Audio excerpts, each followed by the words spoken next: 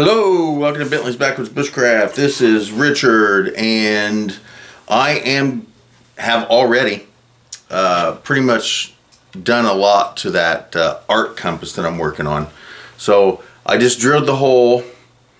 I put 2 washers on this side and 1 on this side. It is a little difficult to adjust, loosen and unloosen, because this doesn't have any ability to put a screwdriver in there or whatever to hold it, and it tends to want to move around a little bit while I tighten it and loosen it up. But that should work. If not, I can grind a little hole there or something. I don't know, we'll figure it out. But it does open and pretty much kind of, well, now it's not going to stay there. And works fine until there we go. I can get it to hold, right? I just don't want to tighten it up so tight that it causes issue with me trying to loosen it up and everything. Anyway, it works, right? I got it. Now the bottom, I have a hole drilled that will fit this nail, but I don't have anything that's deep enough, the drill bit that's deep enough to go this deep into it, and I'm going to have to cut the head off of this anyway. So what I probably am going to do is probably cut it off about right here and just grind it off, turn around, stick it in there, glue it down, glue it in there, and then we'll have this taken care of. As far as the other one is concerned, I might drill a hole big enough to hold an ink pen or some other device, pencil or something. The problem is that if I want to deal with, let's say outside and making a circle in dirt or whatever, I want a nail to sit in there. But that's going to be considerably smaller than a pencil. So I might make it the size of a nail so that I can use it outside and etch, which means I'll just have to drill another hole like this and do the same thing on the other side. I think I'll do it that way, and if I want to do it as an art project on a wall or something like that, then I will just adjust a pencil or whatever to fit that and just suck it up and drive on. So I think that's what I'm going to do. So I'm going to drill the other hole in there. Then we're going to go outside with my grinder and we're going to cut a couple of these nails down, and we'll glue one in to the one side that'll stay there, and then the other one we'll figure out what we're going to do with the other side once it occurs. I may possibly have to get some sort of device to clamp it to the outside, like a pencil or whatever, and clamp it to the outside so that I can use it that way. I don't know. As I said before, since I'm not worrying about the degrees and angles and all that, I just want to repeat the same angle. I can repeat the same angle over and over again to make circles and designs. I can still do that without having to have an exact X degree or whatever. So let me finish that up. No reason to be watching it. I'm just going to drill a hole, and then once we get that hole drilled, I will get the glue and cut the nail, and we'll show a little bit of that. All right, so I got that part done. I got both holes drilled. I took the nail outside and chopped off the head of it. It wasn't really quite as easy as I kind of was expecting. This is some pretty tough metal. Plus, I'm not 100% sure that this grinder is really designed for that. That's what I use it for, because that's what I've got, plain and simple. All right, so here we go. So I'm just going to pick a side, and we'll just drop that down in there. That looks pretty good. Let's drop it down on this other side just for shits and giggles. Oh, that looks pretty good. All right, so all we need to do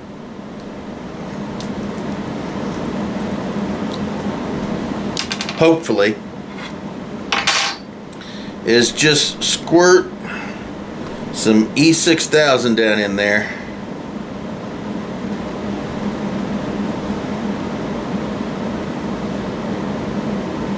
And okay, maybe I'll take that piece off. There we go.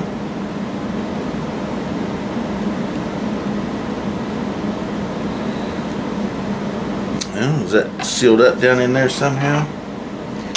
Let's get a small, huh? Yeah. We'll just, there we go. Get in there and work that around a little bit. Baby. Work it, work it. Alright, I gotta make sure I clean that off before. Alright, let's see if this, there we go.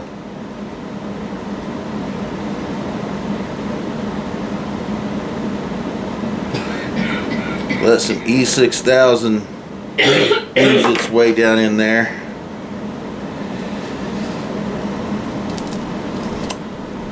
Yeah, a little bit more. Can never have too much, I'm pretty sure about that.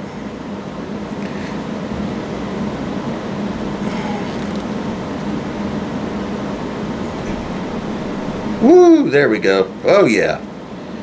Hello. And then we'll toss this nail down in there. Bammo, right there. Alright, I'm just gonna let that settle and dry. Honestly, it probably needs at least 24 hours. Huh? She said, oh yeah. And before things get too crazy, I'm gonna clean up my mess here real quick. Okay, I came across a little issue. The glue in there is causing the nail to push up. I don't know if you can see that, but it's physically moving up. So I'm gonna go ahead and put this cap on top of it, and I'm just gonna put some tape over it.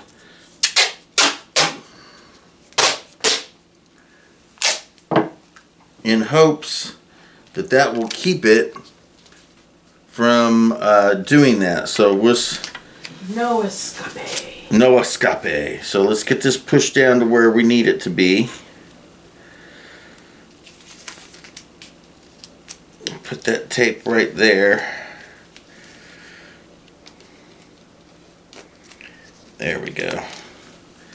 And let's hope that that keeps the nail from popping up while it's drying. Looks pretty fashionable too, doesn't it? Look at that. Oh, isn't that adorable? Alright, so we'll leave that sit. I'm glad I noticed that. The nail popped right through that cap too a little bit. I'm glad I noticed that before it glued, dried, and the nail was like 2 inches more than where it could have been. Anyway, now we'll let it sit and dry at least overnight and see what we got tomorrow. Alright, so now we are at the stage where I pretty much have this compass complete. I've got it attached, secured with the nut, the screw and the wing nut. I also have attached a small dowel rod, and I just secured it a little bit with some cordage that has a taped pencil on it. This way I can take it off, and if I want to use a sharp nail or some other, or a marker or a piece of chalk or whatever I want to do, I can take it off and replace it with something else, so that I won't have to actually secure anything into that.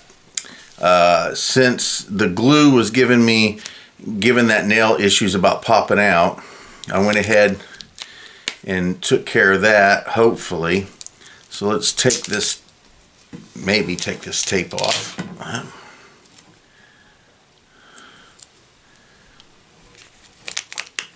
There we go. Yeah.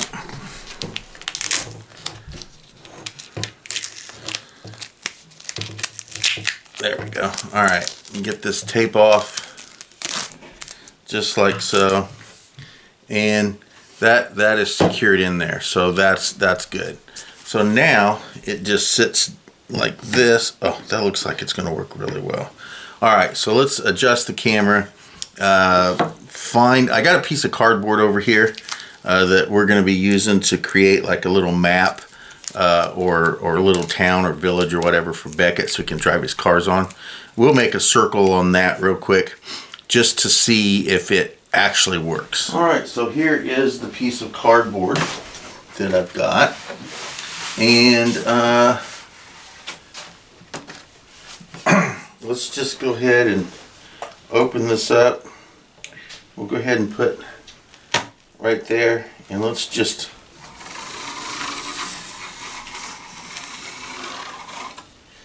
clearly I'm going to have to put a bit of, yeah, we're going to have to adjust this and tie it up here real quick. Hold on 1 minute. Alrighty, so that's why I like doing this sort of stuff. It gives me the opportunity to figure out how to do it. There we go. That's gonna need. We got that tied up now where I think it might work. So let's go ahead and put the back in. Let's set it back. There we go.